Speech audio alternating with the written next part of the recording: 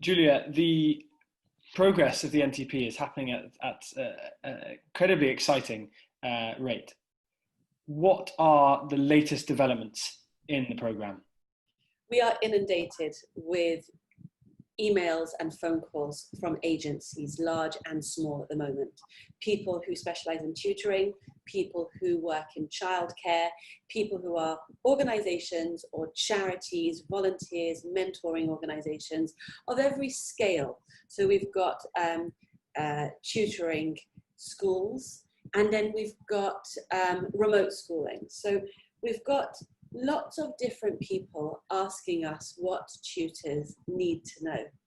And this is something, as you know, that we've been thinking about for a long time. But what's interesting is that these agencies don't have answers to these questions necessarily. So I spoke to an agency recently who told me that he didn't need to learn about assessment with us because they assess the children before they start.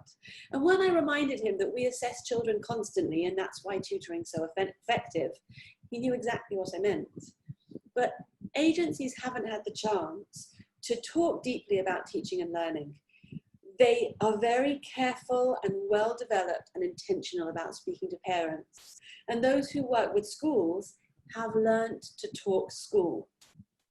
But having that shared conversation across all those stakeholders, the parent, the agency, the tutor, the school, the teacher within the school, bringing those all together around the student themselves to enhance learning means that we have to have a shared language.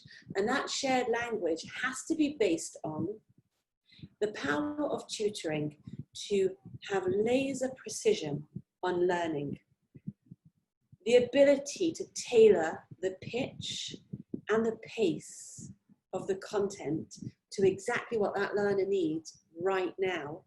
That's why tutoring is so effective.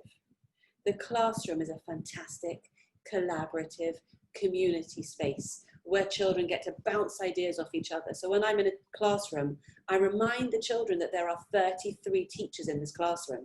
We're all learning from each other. You don't have that in tutoring. You have something different. You have something that complements the classroom experience. And that's what we need to be talking about right now. We need to be really, really clear about what tutoring does.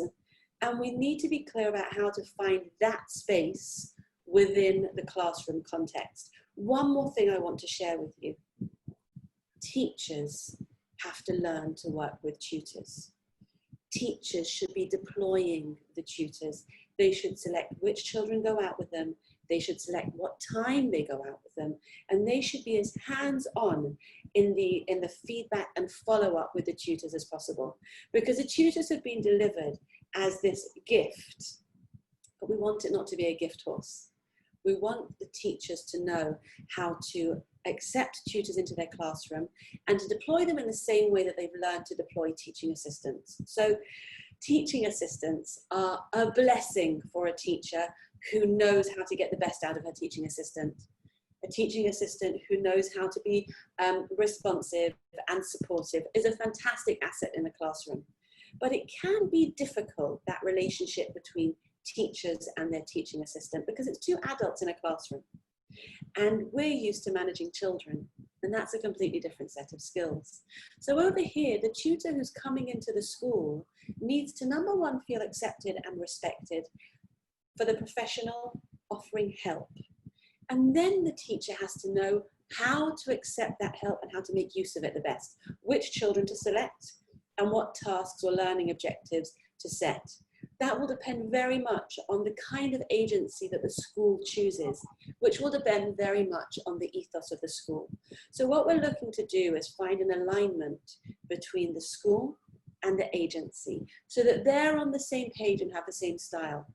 And also we want tutors who are very relatable to the students. So we don't mind if there's quite a small age gap. We don't mind if it's undergrads tutoring secondary school children. It doesn't matter at all. It could be the best thing for them because it's then a mentor. It's then somebody to look up to and relate to, especially if they're coming across with good communication skills and with a specialism and a passion for their subject.